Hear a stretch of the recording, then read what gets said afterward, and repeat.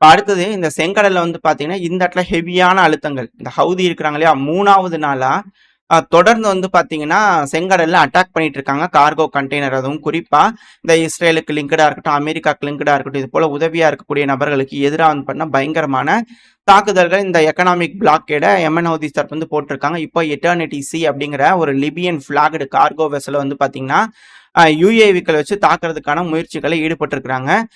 கப்பல் கொஞ்சம் டேமேஜ் ஆயிருக்கு அப்படிங்கிற செய்திகள் வருது. என்னாச்சு ஏதாச்சுங்கிற அடுத்தடுத்த இதில வந்து பார்த்தீங்கன்னா, நம்ம பார்க்க ஆரம்பிக்கலாம். சில நம்பர்ஸ் மிஸ்ஸிங் அப்படிங்கிற சொல்றாங்க அந்த க்ரூ மெம்பர்ஸ்லாம். அது மட்டும் இல்லாம இந்த யமன் ஹவுதிஸ் இருப்பாங்க இல்லையா?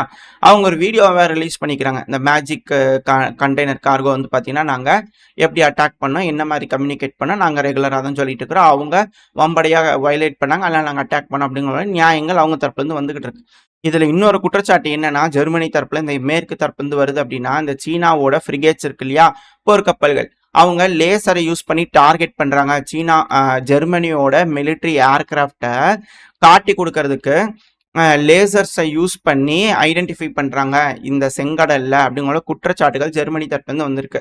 ஏன்னா ஜெர்மனியோட ராணுவமும் வந்து பார்த்தீங்கன்னா, இப்போ இந்த யமன் ஹவுதிஸை தடுக்கிறதுக்காகவும் அங்க போகக்கூடிய எக்கனாமிக்கல் வர்த்தக ரீதியா அந்த கப்பல்களுக்கு ப்ரொடெக்ஷன் கொடுக்கறதுக்காகவும் ஜெர்மனியோட போர்க்கப்பல்கள், விமானங்கள்லாம் வந்து பண்ணா உதவியா நிறுத்துக்கிட்டு இருக்கு. இப்போ அதை தடுக்கிறதுக்காக சீனா உதவி பண்ணிட்டு இருக்கிறாங்களா அப்படின்ற கேள்விகள் வந்துகிட்டு இருக்கு.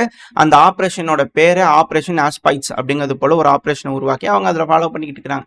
எந்த அளவுக்கான முடிவுகள் இந்த இடத்துல வருது அப்படிங்கிறது பார்ப்போம். அடுத்தது சிரியாவில் வந்து பார்த்தீங்கன்னா முழுவதும் நாங்கள் இஸ்ரேல் கிட்டே போய்க்கிறோங்க அப்படிங்கிறது போல அவங்க சரணடைஞ்சிருவாங்களா அப்படின்ற கேள்விகள் வருது. ஏன்னா இப்போ சிரியாவோட அதிபராக இருக்கிறா இல்லையா அகமது அல் ஷாரா ஜொலானினே என் பேர் வருது, எனக்கு மண்டையில் அவர் பேர் ஜொலானினே ரிஜிஸ்டர் ஆயிருக்குது, மாற மாட்டேங்குது வேற. சீக்கிரமா எல்லாத்தோட மண்டையிலையும் இவர் பேரு சாரா தான், அல் சஹாரா தான், இனிமே ஜொலானி கிடையாதுன்னு அமெரிக்கா மாத்திடுவாங்க வம்படி அப்படிங்கிற மாற்றுக்கிறதுல. எது எப்படியோ இப்போ இவர் வந்து பார்த்தீங்கன்னா இஸ்ரேலோட நேஷனல் செக்யூரிட்டி அட்வைசர் ஹெனி பிக் அவர்கள் இருக்கார் இல்லையா, அவரை அபுதாபியில் வச்சு வந்து பண்ணால் பார்த்துருக்காரு. ஒரு மீட்டிங் போயிருந்திருக்கு. ஸோ ஒரு உறவுகள் மேம்பட ஆரம்பிச்சிருக்கு சிரியாவுக்கும் இஸ்ரேலுக்கும் நடுவில். ஸோ இஸ்ரேலை அங்கீகரிச்சிருவாங்களா, அதுவும் எங்களோட பகுதிகள் இந்த கோலனைட்ஸ் பகுதிகள் எல்லாமே வந்து பார்த்தீங்கன்னா இஸ்ரேல் தான் அப்படிங்கிறவங்கள அங்கீகரிச்சிருவாங்களா அப்படின்ற கேள்விகள் இருக்குது. ஸோ அது அவங்களோட பகுதியாக இருக்க பட்ச ஸோ ஒரு பஃபர் ஜோன் வேணுன்றதுக்காக கோலனைட்ஸுக்கும் மேலே வந்து பார்த்தீங்கன்னா போய் பஃபரை உருவாக்கியிருக்காங்களா, இதையும் ஒத்துக்கிட்டாங்களா அப்படின்ற கேள்விகள் வருது. எது எப்படியோ இப்போ அடுத்த பில்டப் இந்த மிடில் ஈஸ்ட் வந்து பார்த்தீங்கன்னா யுஏஇ இருக்கிறாங்க இல்லையா, அவங்களோட விமானங்கள் ஈரானுக்கு போயிட்டு வந்துட்டு இருக்கும் இல்லையா, அதோட எல்லா ஃப்ளைட்ஸையும் கேன்சல் பண்ணியிருக்காங்க ஜூலை 15 வரைக்கும். ஏன்னா இந்த இடத்துல பிராந்தியத்தில் மிக பெருமளவில் பிரச்சனைகள் பெருசாயிட்டு இருக்கிறதுனால இந்த இடத்துல எப்போ வேணாலும் தாக்குதல் பண்ணலாம், இது போல விஷயங்கள்லாம் இருக்கிறதுனால ஒரு வேளை இது போல ப்ரிகாஷனரி மெத்தட்ஸ்ல இருக்காங்களா, எல்லா நாடுகளும் திரும்பியும் ஈரான் மேல தாக்குதல் பண்றதுக்காக ரெடி ஆகுறாங்க அப்படிங்கிற சமிகைகள் இதில் வச்சு புரிஞ்சுக்கலாமா? மற்ற நாடுகள்லாம் இது போல ஸ்டாப் பண்றாங்க அப்படின்னா ஓகே மிடில் ஈஸ்ட் திரும்ப ஒரு யுத்தத்துக்கு தயாராகுதா அப்படின்ற கேள்விகள் வருது இல்லையா. இப்ப ஈரான் வந்து பார்த்தீங்கன்னா ரெடி ஆகிட்டு இருக்காங்க, இது போல நடக்கும் தெரியும் சொல்லி சீனா கிட்ட இருந்து HQ-9B surface to air missile இருக்கு இல்லையா, இந்த லாங் ரேஞ்சு மிசைல் வந்து பார்த்தீங்கன்னா அவங்களோட ஏர் டிஃபென்ஸுக்காக வாங்கி குமிச்சுக்கிட்டு இருக்காங்க. சீனா டெலிவரி பண்ணுறாங்க அப்படிங்கிற செய்திகளும் வந்துகிட்டு இருக்கு. ஸோ இது எல்லாமே வந்து பார்த்தீங்கன்னா இந்த பிராந்தியத்தில் பதட்டத்தை ஏற்படுத்துது. இதுக்கு மிக முக்கியமான காரணம் ஈரான் அமெரிக்காவோட திரும்பியும் பேச்சுவார்த்தையை தொடருவாங்களா மாட்டாங்களான்னு. ஏன்னா ஈரானோட ஃபாரின் மினிஸ்டர் தரப்புலேருந்து என்ன ஸ்டேட்மெண்ட் வந்திருக்குன்னா, அமெரிக்கா தரப்புன்னு சும்மா சும்மா கூப்பிட்டுக்கிட்டே இருக்கிறாங்க, திரும்பி டிப்ளமேட்டிக்கல் டைஸை வந்து என்கேஜ் பண்ணலாம் அப்படிங்கிறது போல சும்மா பேச இருந்த விஷயத்தை வந்து பார்த்தீங்கன்னா தடுத்து நிறுத்திட்டு எங்கள் மேலே வந்து அட்டாக் பண்ணிட்டு இப்போ திரும்பி வந்து பேசிக்கலான்னா என்ன அர்த்தம், எங்களுக்கு எப்படி நம்பிக்கை வரும், நம்பிக்கை தன்மையை வந்து பார்த்தா அவங்க உருவாக்கணும், அதுக்கப்புறம் தான் மற்றது எல்லாமே அப்படிங்கிறாங்க. ஒன்ஸ் இந்த சாங்ஷன் தூக்கினா பணம்லாம் வெளியே போயிடும். பணம்ல வெளியே போயிடுச்சுன்னா அதுக்கப்புறம் எப்படி நம்பகத்தன்மை வந்தா என்ன வராட்டி என்ன அப்படிங்கிற ஈரான் தரப்பு போயிட்டாங்கன்னா அப்படின்ற ஒரு அச்சங்கள் இருக்கு. ஈரான் நினைக்கிறா தான் வந்து அடிச்சுட்டு இல்லை அப்புறம் ஓப்பன் பண்ண வேண்டியதானே அப்படிங்கிற போல டிமாண்ட்ஸ் வைக்கிறாங்களா அப்படின்றது போல இருக்கு. ஸோ அமெரிக்காக்கு எக்ஸ்ட்ரீம் ப்ரெஷர்ல இருக்காங்க அப்படிங்கிறது மட்டும் தெரிஞ்சுக்குது.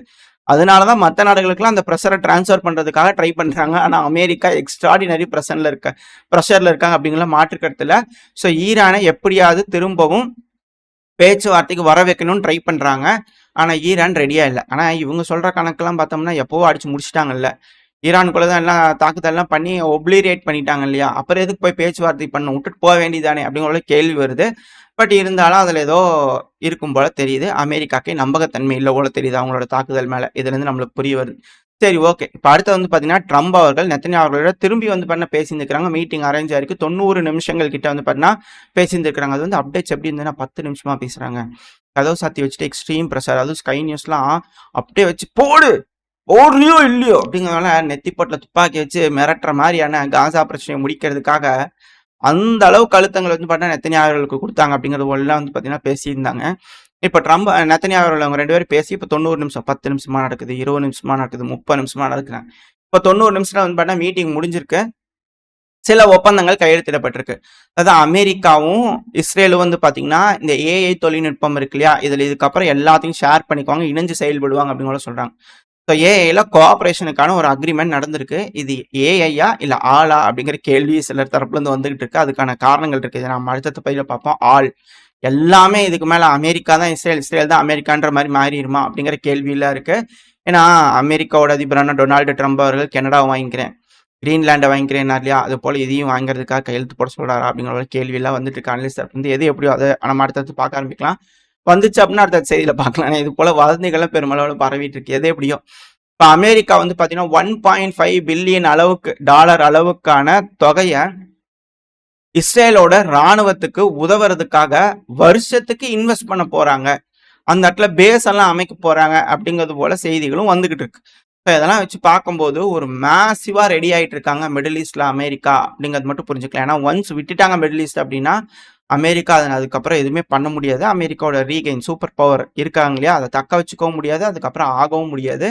ஸோ மிடில் ஈஸ்ட் ரொம்ப ரொம்ப முக்கியம். அதை அவங்க வச்சுக்கிறதுக்கான எல்லா வழிகள்லையும் எஃபோர்ட் போட்டிருக்காங்க அப்படிங்கிறத புரிஞ்சுக்கலாம். இப்போ அடுத்தது ரஷ்யா உக்ரைன் பிரச்சனை. இந்த பிரச்சனையில MiG-31 ரஷ்யால பல இடங்கள்ல டேக் ஆஃப் ஆச்சு.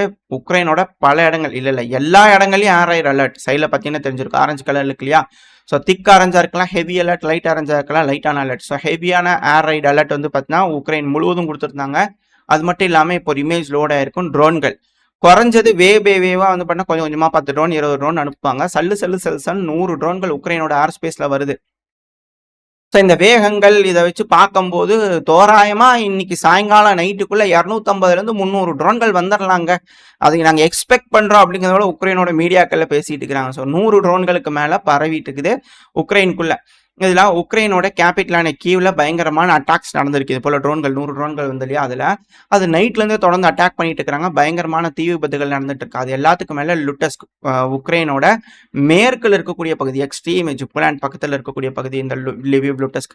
ஸோ அந்த இடத்துல எல்லாம் வந்து பார்த்தீங்கன்னா அட்டாக் நடந்திருக்கு. குறைஞ்சது 11 ட்ரோன்கள் அட்டாக் நடந்திருக்கலாம், 3 மிசைல்கள் அட்டாக் பண்ணிருக்கலாம் அப்படிங்கிறத சொல்லப்பட்டு வருது. எல்லாத்துக்கும் மேல விஷயம் என்ன அப்படின்னா, இந்த ஜிரான் ட்ரோன்கள்லாம் போச்சு இல்லையா? அந்த ட்ரோன்கள்ல எழுதியிருக்காங்க டிசிசி உனக்கு தான்ப்பா அப்படிங்கிறத ஒரு ஒரு இடத்துக்கு பேரை போட்டு டிசிசிக்கு வந்து பண்ணு பிரத்யேகமா ஜிரான் ட்ரோன்கள் எழுதி மெசேஜ் எழுதி அனுப்பி விட்டுருக்காங்க ரஷ்ய தரப்புந்து. அதுக்கான காரணங்கள் இருக்கு. சைடில் ஒரு வீடியோ பதிவு லோடாக இருக்கும். இது எக்ஸாக்டான எனக்கு எந்த பகுதின்றது சொல்லலை, பட் ஆனால் அது கேட்டிருக்கேன். லோக்கல் சோர்ஸ் கிட்ட இருந்து ஷேர் பண்ணதான். என்னன்னா அந்த அம்மா வந்து பார்த்தீங்கன்னா இந்த டிசிசி எம்ப்ளாய் பிடிச்சிட்டு இருக்காங்க இல்லையா, அவங்களோட பையனை வந்து பார்த்தா வம்படையாக பிடிச்சி கொண்டு போய் உள்ளே போட்டாங்க. வண்டிக்குள்ளே போட்டு எடுத்துகிட்டு போகிறாங்க. அந்த அம்மா வந்து பார்த்தீங்கன்னா வண்டியில் ரொம்ப தூரம் போராடுறாங்க, எல்லாம் பண்ணுறாங்க. நான் கட் பண்ணி கடைசியில் காட்டுறேன். ரொம்ப தூரம் போராடுறாங்க. அதுக்கப்புறம் வந்து பார்த்தீங்கன்னா தள்ளி விட்டுட்டு பண்ணி விட்டுட்டு போகிறதுனால அந்த பையன் போகிறாங்க இல்லையா, ஹார்ட் அட்டாக் வந்து கீழே விழுந்துட்டாங்க. கூட்டிட்டு போறதுக்கு முன்னாடி இறந்துட்டாங்க அந்த அம்மா அப்படிங்களும் சொல்றாங்க. பையனை பிடிச்சி இப்படி இப்படி பண்றீங்களே, பையனுக்கு 18 வயசு இப்பதானே தாண்டிச்சு, அதுக்குள்ள பிடிச்சிட்டு போயிட்டீங்களே அப்படிங்கிறது போல குற்றச்சாட்டுகள்லாம் வந்துகிட்டு இருக்கு. ஸோ வெயிட் பண்ணி பார்ப்போம் உக்ரைன்ல இன்னும் எந்த அளவுக்கு இந்த டிசிசி ஆளுங்க அச்சாட்டியம் பண்ண போறாங்க அப்படிங்கிறது போல. ஏன்னா அங்க இருக்கிற மக்களுக்கு அப்படி தோணுது. உக்ரைன் வந்து பாத்தீங்கன்னா உக்ரைனை பாதுகாக்கிறதுக்காக நல்ல விஷயங்கள் செய்யறாங்க, அதை நம்ம தப்பு சொல்ல முடியாது. இப்ப அதெல்லாம் பார்த்து கண்டனங்கள் குரல்கள் வருது இல்லையா, உக்ரைனியர்கள் லெட்டர் எழுதுறாங்க. இத உக்ரைன்ல ஜாப்ரோசேசியால இருக்கக்கூடிய நபரே வந்து பார்த்தா, அந்த மிக முக்கியமான நபரே வந்து பார்த்தா போட்டிருந்தாரு. நான் அதில் அட்டாச் பண்ணியிருந்த அந்த செய்தியை நான் சும்மா விளையாட்டுக்காக சொல்லியிருந்தேன், அதில் அட்டாச் பண்ணியிருந்தேன். ஆனால் பார்த்தா உண்மையாலுமே ஜாப்ரோசேசியாவில் இருக்கக்கூடிய நபர்கள் வந்து பார்த்தீங்கன்னா இது போல ரஷ்யாவுக்கு வம்படையாக லொக்கேஷனை ஷேர் பண்ணுறாங்க மெசேஜ் ஷேரிங் அப்ளிகேஷனில். இது போல் இந்த இடத்துல டிசிசி வேலை செஞ்சுட்டு இருக்குன்னு துல்லியமான தகவலை ஷேர் பண்ணிடுறாங்க. அதனால தான் எங்கள் மேலே அட்டாக் பண்ணாங்கன்னு ஜாப்ரோசேசியாவோட ரெப்ரசன்டேட்டிவ் வந்து பார்த்தீங்கன்னா சொல்லியிருந்தார். உக்ரைனோட ரெப்ரசன்டேட்டிவ் ஹை அஃபிஷியல், அந்த இடத்துல இருக்கக்கூடிய ஒரு பொறுப்பில் இருக்கிற நபர் வந்து பண்ண சொல்லியிருந்தார். அந்த இமேஜ் இருக்கிறாரு அவர் தான். இதெல்லாம் வச்சு பார்க்கும்போது இது போல விஷயங்கள் நடக்கிறதுனால ஜிரான் ட்ரோன்களை இங்கே ஏவி விடுங்க தயவு செஞ்சு, இல்லைன்னா ரஷ்யா கோவப்பட்டுரும் அப்படிங்கிற உக்ரைன் மக்கள் வந்து பண்ண காண்டாயிருப்பாங்க போல தெரியுது. சரி, உங்களை சமாதானப்படுத்துறதுக்காக நீங்க ஏவி விடணும் அப்படிங்கிறது போல ரஷ்ய தரப்பு டிசிசியை வந்து பண்ண முழுமையா உக்ரைன்ல வச்சு வெளுத்துட்டு இருக்கிறாங்க அப்படிங்கிறது மட்டும் புரிஞ்சுக்க முடியுது. ஸோ ஓரளவுக்கான தகவல்கள் இதுலேருந்து நிறைய விஷயங்கள் இருக்கு. நம்ம அடுத்தது பையில பார்க்க ஆரம்பிக்கலாம். ஓரளவுக்கான தகவல்கள் இந்த பையில பார்த்துருப்போம்னு நினைக்கிறேன். இதோட இந்த பதிவை நான் முடிச்சுக்கலாம். இந்த பதிவு எப்படி இருந்துச்சு உங்களுக்கு பிடிச்சிருக்கா? பிடிச்சுனா லைக் பண்ணிட்டு உங்க ஃப்ரெண்ட்ஸ் நம்மளோட ஷேர் பண்ணிக்கோங்க. அது கூட மறக்காம இந்த பதிவு பத்தி உங்களோட கருத்துக்களை கமெண்ட் செக்ஷன்ல சொல்லுங்க. இந்த பதிவு நல்லா இருக்கும்னு நம்பிக்கை அடுத்த பதிவு உங்களை சந்திக்கிறேன். Stay safe. பை.